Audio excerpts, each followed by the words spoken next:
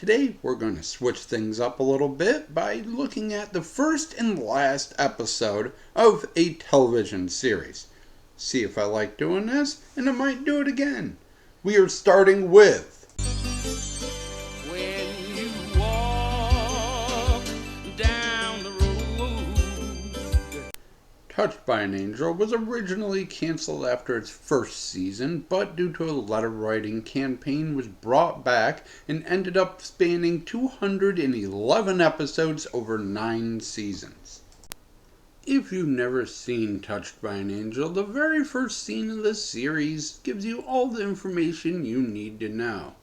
Monica has been promoted to field work from her previous search and rescue role as an angel. She will have her own human she is in charge of helping, and her supervisor Tess gives her a bus ticket and says sit next to that little boy and help him.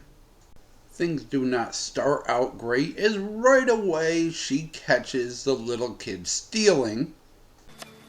I'm in medical supplies. Veterinary. Monica. I'm in public relations. Excuse me. I think you accidentally picked up someone else's money over there. And then has to reveal herself as an angel when the little boy is mugged.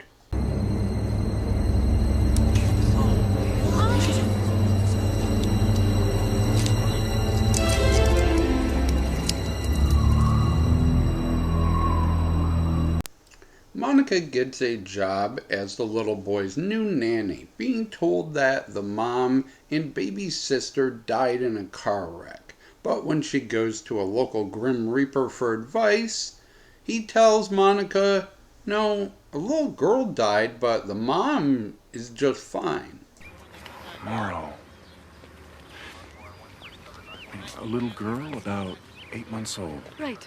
And the mother. No, just a little girl taken in her crib, but you know I don't handle those. You mean that David's mother is still alive? Monica immediately, first human she's in charge of, wants to abandon her post and go look for the mom. Tess takes this about as well as you would think. No, I distinctly remember telling you to get on the bus and go north. Go north. Now you get your little angel butt back to the city and take care of business. I had a boyfriend once dump me in the middle of Garland, Texas with nothing but a half a pack of cigarettes. Bad attitude. What's your name, honey? Monica. I'm Ruth Ann. This is Christine. Hi. Hello. Have a seat. In what will be a overwhelming arc throughout the series, we learn that Monica loves coffee and Tess loves cars. Wow. This is incredible. You can drink it, too. Oh, that's a sweet little piece of heaven on earth. How does it drive? Like a dream. Back to our story, Monica brings the mom, who she identifies among the two women from earlier by her star necklace, out to a bar to meet people and move forward in her life. Excuse me. Sorry, I already have a Police officer, Miss Russell, you're under arrest. I'd like to do this quietly.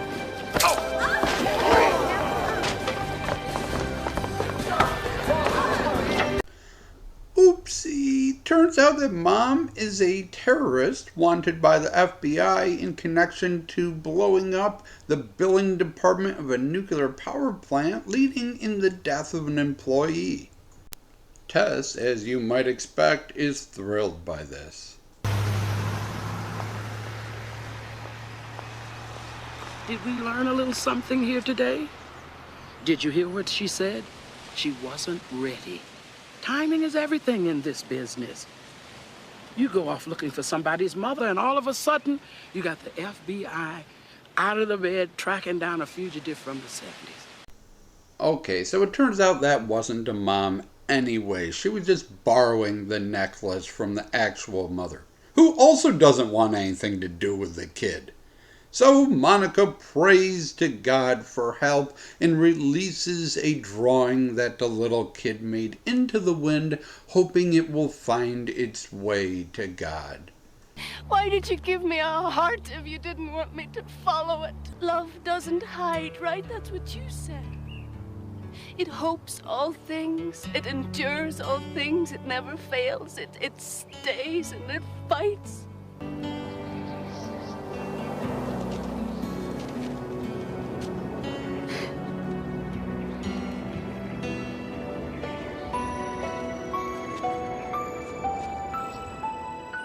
We end with a happy ending as Mom comes home.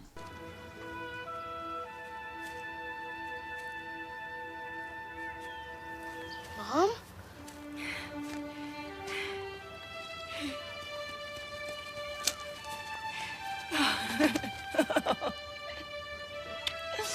That's not the true end, though, as Tess convinces the mom, hey, you're a housewife now, you don't need a fancy car, go get a minivan, and cons her out of the vehicle where they find the drawing that God had blown to the mother. Okay, so that's episode 1, Southbound Bus. It does a great job of setting up who all the characters are. We know who Monica is. We know she's a brand new at this job. We know who Tess is, her supervisor. And we learn that there's an angel of death, multiple it turns out, that we have to look out for. If Charles Rocket's name appears on the screen, someone's going to die in this episode. It is now time to skip 209 episodes into the series, and we are given an introduction to the two-part finale by Carol Burnett. On September 21st, 1994, an angel named Monica walked barefoot out of the desert and into American hearts and homes.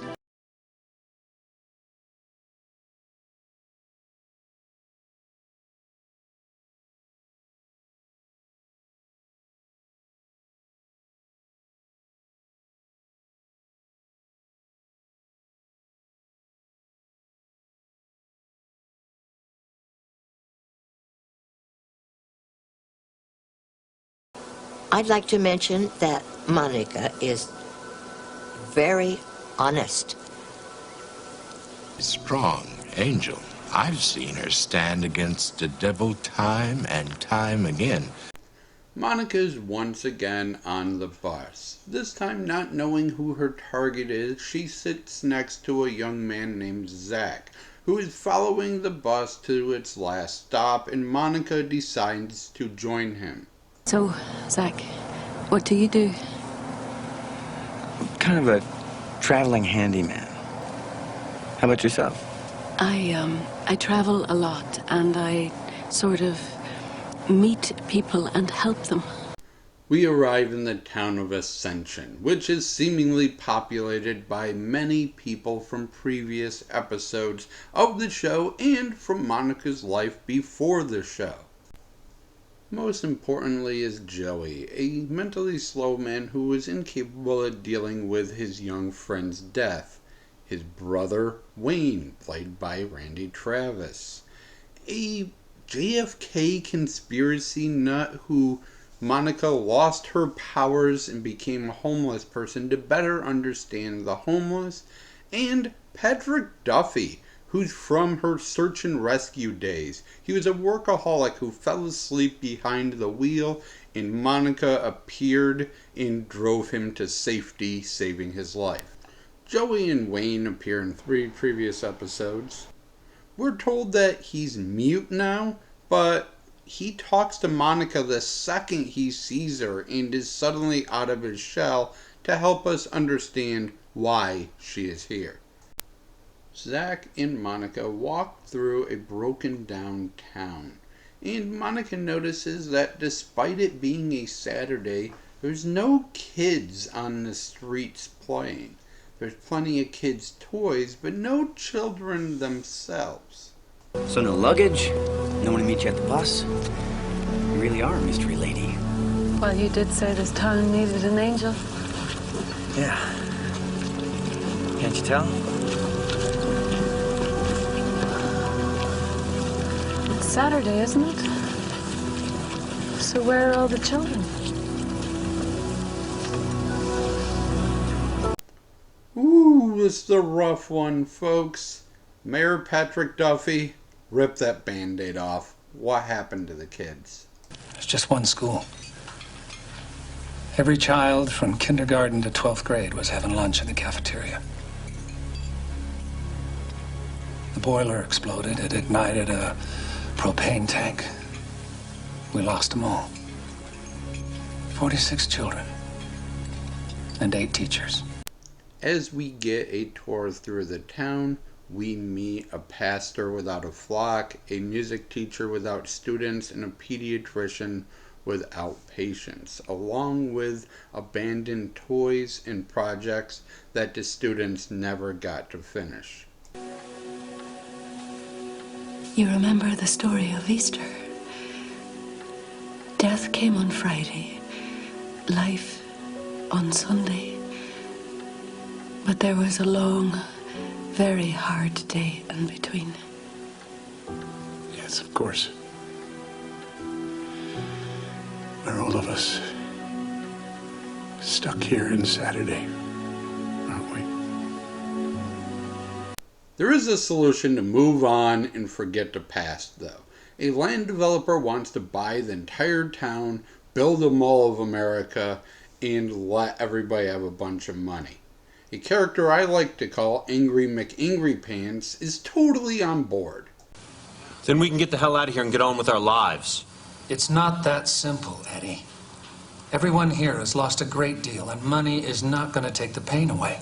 No, what would take the pain away is some justice. But nobody's looking for that. Nobody's trying to find the man that did this to us. You may be asking, what man? I thought it was a boiler accident. Well, Joey saw a strange man in the school that day.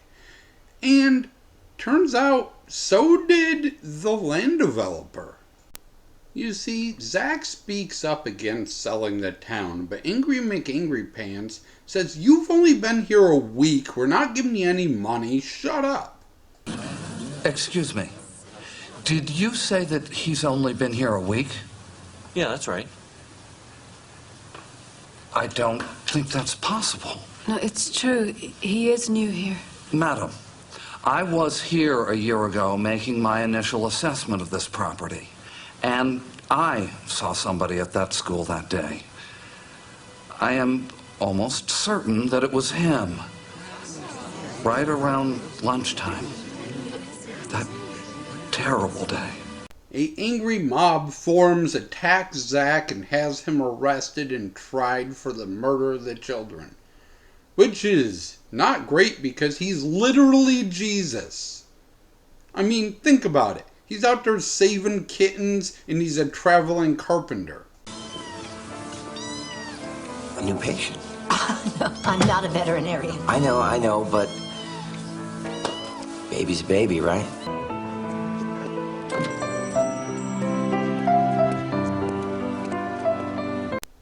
Zach may or may not be literally Jesus, we'll find out at the end, but the prosecutor is literally Satan, played by David Ogden Stiers.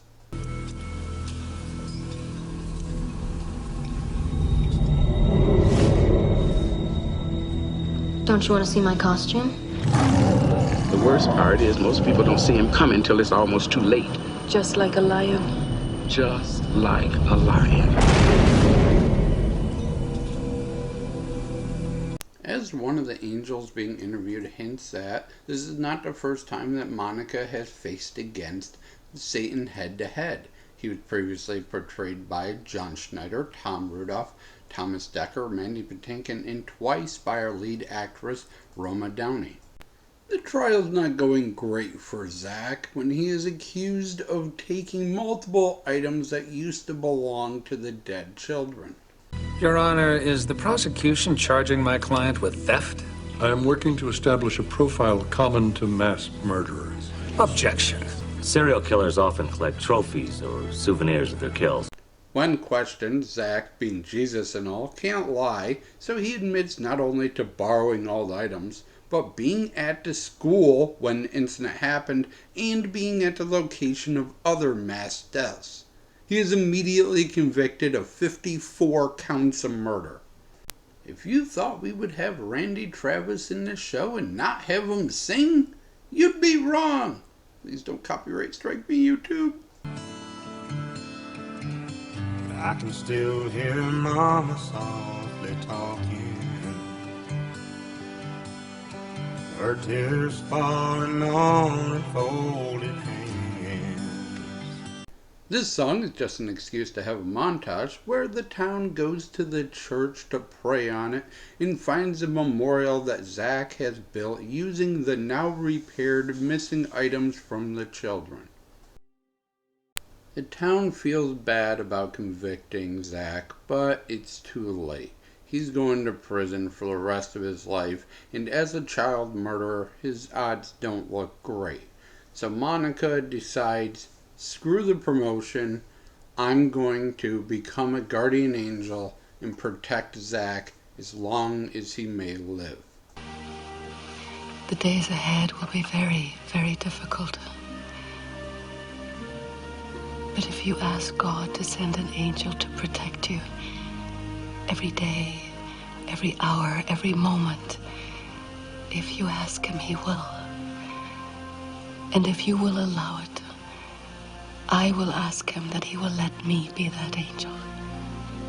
And I will stay with you for the rest of your life.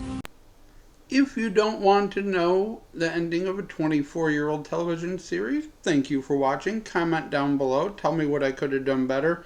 And Lord help me suggest a TV show for me to review next. If you would like to know how the show ends, stay tuned for the next 30 seconds. Okay, so Zach escapes from his jail cell. Turns out he's not Jesus. He's literally God. He arrived in the town and 5 other mass casualty incidences to usher the dead children to heaven himself. So who did blow up the school? Unfortunately, it was Joey. The man that everybody saw at the school was David Ogden Stiers.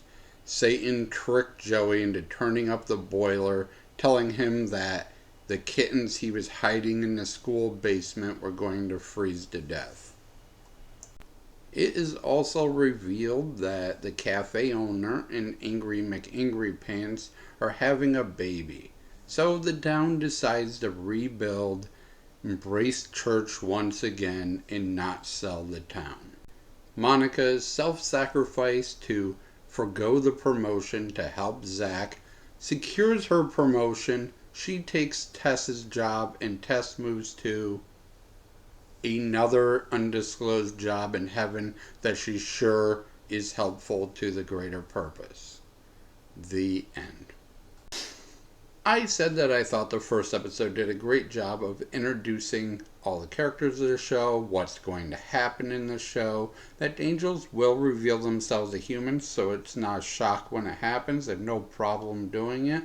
And I think the last episode did a great job of being faithful to its fans by reintroducing our characters, letting us know what they're up to, and letting us know, as the show has hammered into you, setbacks happen.